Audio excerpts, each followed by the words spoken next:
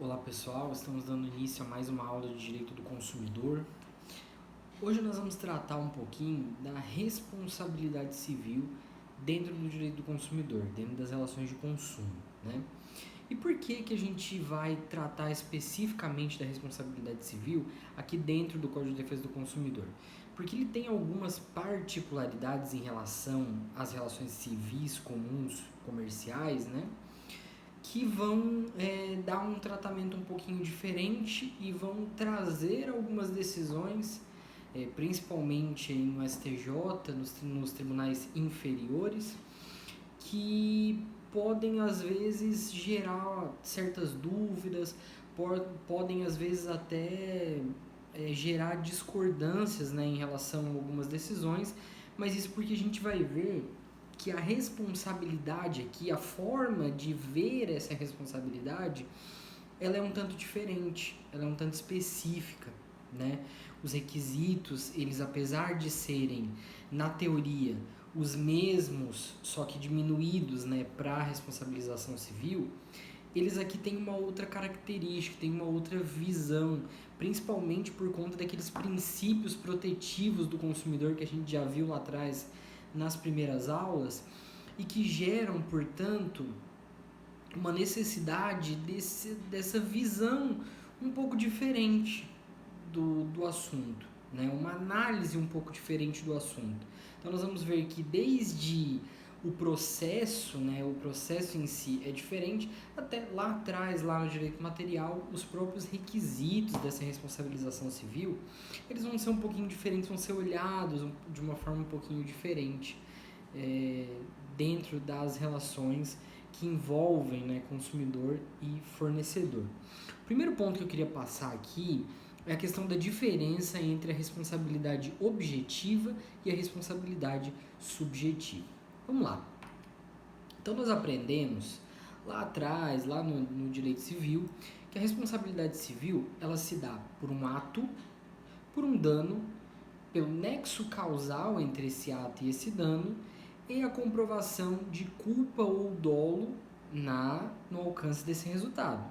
Então, lá no direito civil, via de regra, eu preciso comprovar que aquela pessoa da qual eu estou pleiteando indenização praticou um ato, me causou um dano, que existe uma correlação, um nexo causal entre esse dano e o ato que ela praticou e que ela tem dolo, né, vontade de praticar aquele dano ou, no mínimo, culpa naquelas três modalidades: negligência, imprudência e imperícia. Beleza, essa é a regra, tá lá exposta nos artigos 186, 187, 927 do Código Civil, né? 926, desculpe, 186, 187, 926 do Código Civil. Beleza, excelente. Então, essa a gente chama de responsabilidade subjetiva, tá?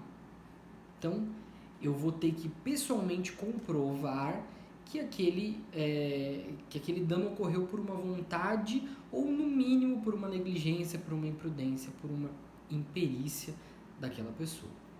Mas, dentro do próprio Código Civil, eu tenho uma previsão que está lá no parágrafo único do artigo 926, que diz o seguinte, que se a atividade praticada regularmente pelo réu, pelo requerido, causar por si só um risco de dano, um risco à segurança, a responsabilidade ela passa a ser objetiva. O que isso quer dizer? E aí a gente já vai ver a diferença dos conceitos então.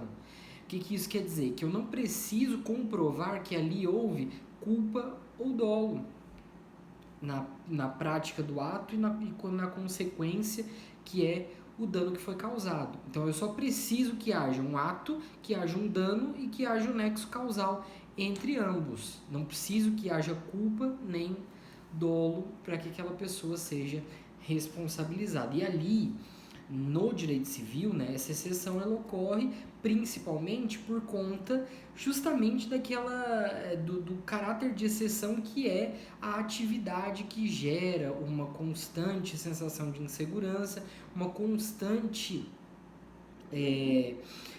uma constante ideia de que aquela atividade em si ela pode eventualmente gerar um dano ao contratante, né, no caso do direito civil. No direito do consumidor, então, essa regra ela vai se inverter. Como assim se inverter? Via de regra, para o direito do consumidor, a responsabilidade é objetiva, certo? Então, via de regra, o fornecedor responde objetivamente pelos danos causados ao consumidor. Tem exceção? Tem. Então, lembra que a regra se inverteu. A exceção aqui é a responsabilização subjetiva e ela acontece naquele caso do artigo 14, parágrafo 4º do CDC, que trata do profissional liberal e da responsabilidade subjetiva desse profissional liberal. Então, nesses casos, no caso do profissional liberal, aí sim, eu vou ter que constatar a existência de culpa, a existência de dolo, para poder responsabilizá-lo. E aí, a gente tem que entender também o porquê que essa exceção existe. Quer dizer, lá no Código Civil, eu tenho uma diferenciação e eu tenho uma razão para que essa diferença exista. Aqui também. Aqui, o profissional liberal, ele na verdade é considerado equiparado ao consumidor para fins de consideração dessa hipossuficiência, dessa distância dentro da relação. Nós temos que lembrar, lá no início a gente viu que toda a defesa que existe dentro do Código do Consumidor, do Código de Defesa do Consumidor, ela é baseada principalmente nessa diferença econômica, diferença estrutural, diferença técnica, né, entre fornecedor e consumidor. E aí o código considera que aqui, quando nós estamos falando do profissional liberal, nós não estamos falando de alguém com toda essa estrutura, com toda essa diferença econômica para o consumidor, com toda essa diferença técnica. Na verdade, nós estamos falando de uma pessoa que está, em tese, em pé de igualdade.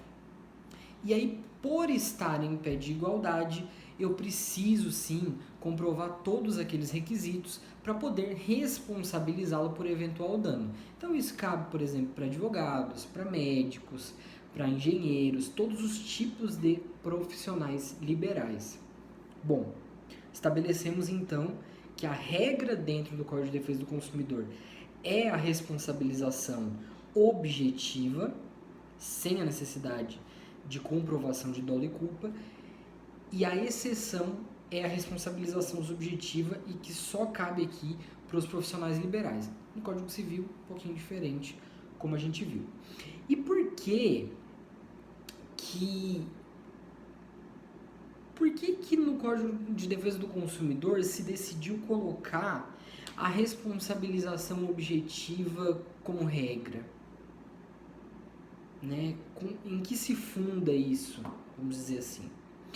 Isso se funda numa teoria que a doutrina chama de teoria do risco-proveito, que é basicamente o seguinte: basicamente, a doutrina e a lei entendeu assim também, que o fornecedor, quando ele fornece os produtos ou presta serviços ao consumidor final, ele, ao mesmo tempo, apresenta um risco de eventual dano ao consumidor, ótimo, mas ele, ao mesmo tempo, está lucrando por conta desse risco.